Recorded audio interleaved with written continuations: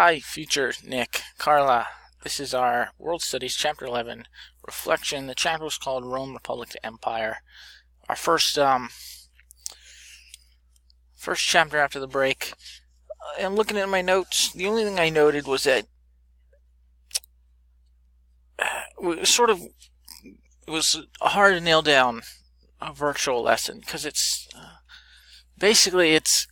from last year's setup. The way it worked out, I had a virtual lesson for basically chapter 11 and a virtual lesson for chapter 12, and they were compartmentalized. And this year they're taking basically 3 weeks, so I need 3 virtual lessons.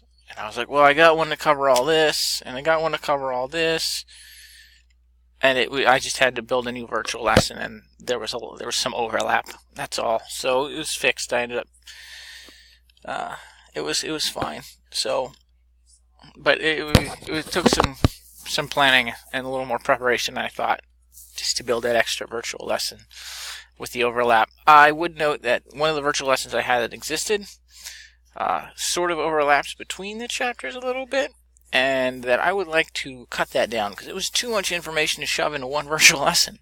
Basically, I covered a whole bunch of things that was really sort of like the last half of chapter 11 here and ran into chapter 12, and it was just too much for a single virtual lesson. It was just me basically spewing information for 40 minutes.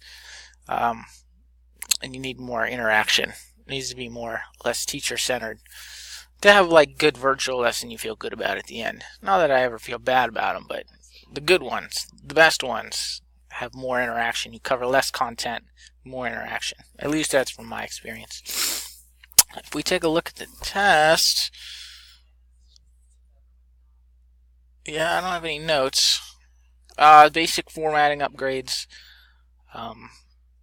pictures, resetting pictures, adding some links for supplemental reasons, reformatting the objective page, double checking assessments to make sure that there's no grammatical errors in there. And of course, I always find, not so much in the quizzes, but there's always some kind of grammatical error. I find almost in every content page, which is where the bulk of the content is, most of the writing is done. You usually find something.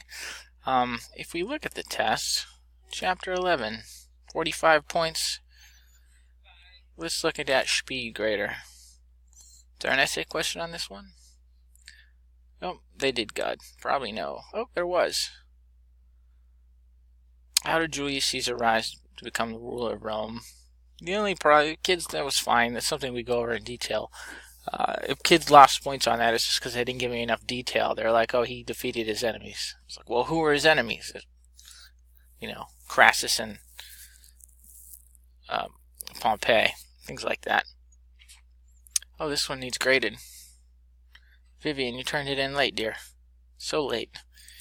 But that's it. So the chapter went well. I'll modify the virtual lesson, break it up, chunk it, if you will, and that's it. We're already well into the next chapter by the time I'm making this, and it's all very interesting. Spending a lot of time on Rome, but it's good because there's a little bit there for everyone. People like gods, there's Roman gods. People like warfare, there's plenty of that. Government economics, there's that. And then the fall of Rome is always a fascinating lesson in history that people are always talking about. All right.